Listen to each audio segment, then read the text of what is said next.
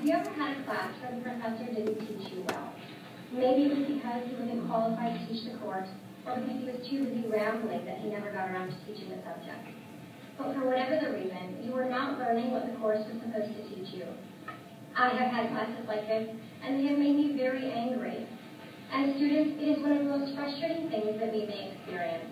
We deal with this frustration by writing angry evaluations at the end of every semester. But why do we get so upset? We get upset because professors represent our university, meaning that the university is not fulfilling its duty to us. We know that our institution owes us something, and it is not following through on its responsibility if its professors are not doing their jobs.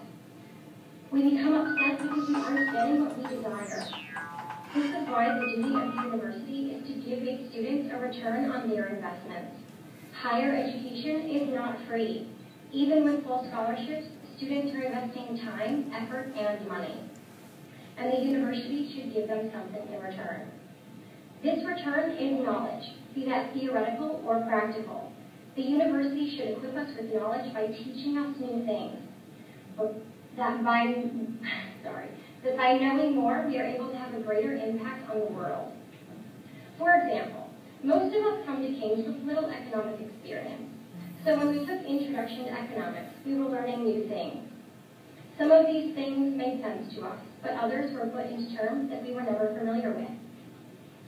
For instance, the principle of opportunity cost shocked me. It really did. When Professor Brenberg told me that every time I make a decision to do something, I am foregoing the opportunity to do something else, it completely changed the way I make my decisions. I imagine this is the same for many of you. In fact, I know that it is, because I hear the schools talking about opportunity costs and trade-offs all of the time. Except at this school, it tends to be in everyday life, not just in economics. Because by understanding these things, not only are we better equipped to look at economic policies and have informed opinions about them, but we are better equipped to make decisions about our own lives, like making the decision to take 6 classes in a semester or take an internship instead. We are here to be informed, because when we know more, we understand more about the world. You see, a genuine education is one that teaches us to process the knowledge that we obtain in a way that enables us to perform well in our future endeavors. And it's not just economics that informs our way of thinking, so let's talk about philosophy for a moment. In Plato's allegory of the cave, the philosopher must bring reason to his prisoners, who are chained in the dark so that they can see the light and therefore know what is real. Because when they see what is real, they will know that the projections on the wall are simply projections. They are not reality. Once this reason is given, the prisoners can make a decision about what to do and how to act because they understand their reality. Now, the cave is not real. Don't tell Dr. Corbin. It's just a metaphor. But it's a metaphor that illustrates a real problem. The problem is that we are the prisoners in the cave. But we are to be taught what is true and what is not so true. So in our modern world, the university attempts to fill the philosopher's shoes. Higher education is meant to bring us out of the cave and into the brightness of reality. Knowledge increases our understanding of the world by opening our minds. But as G.K. Chesterton said, merely having an open mind is nothing. The object of opening the mind, as of opening the mouth, is to shut it again on something solid. Truth is simply reality. Whether it is the tragedy of poverty or the beauty of God's grace, what is true is what is real. By seeing reality clearly, we are able to see true things and untrue things for what they are. This gives us the ability to choose to pursue truth. It's the difference between walking into a multiple choice exam and knowing that you can rule out answers C and D, and walking into the same exam knowing the correct answer. Because the university has brought us out of the cave, we can now walk into our exams and circle the correct answers.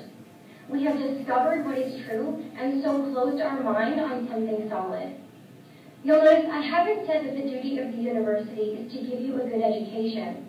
Because while that statement is somewhat vague, it is also impossible for the university to fulfill on its own. It should provide you with knowledge that leads to experience and truth, but the process is dependent upon us. We, the students, have to put in the investment of our time, effort, and money.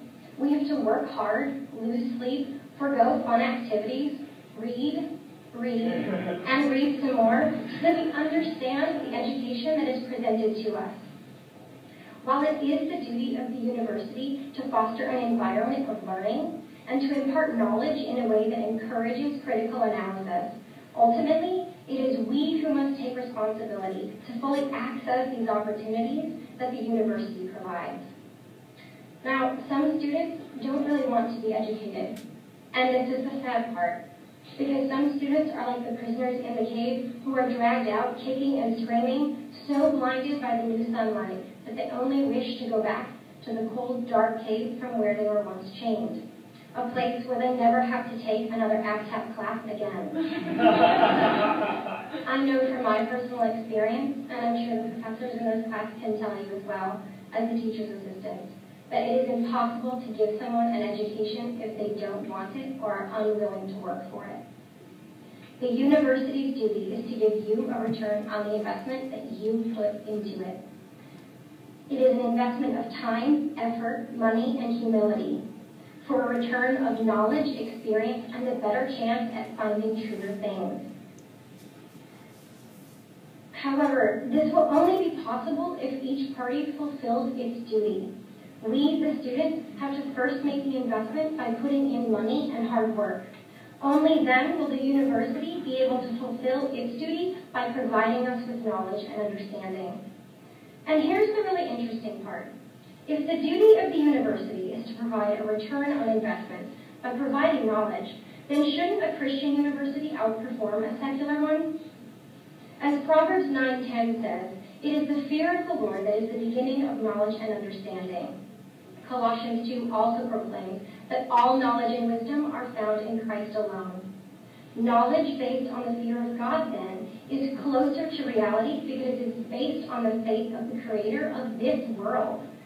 It naturally follows that a good Christian university, one where its professors are able to teach from a perspective of faith, can give you more knowledge of reality than a secular one.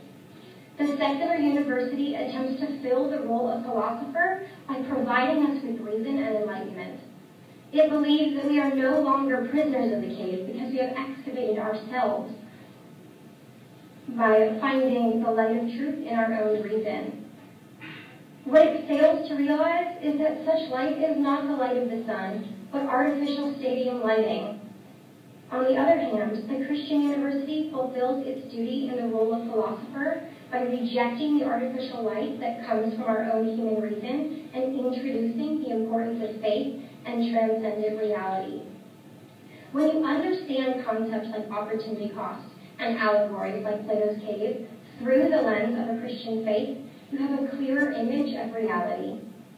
So what does a classroom look like when the university and its professors are fulfilling their duty and giving you a return on your investment?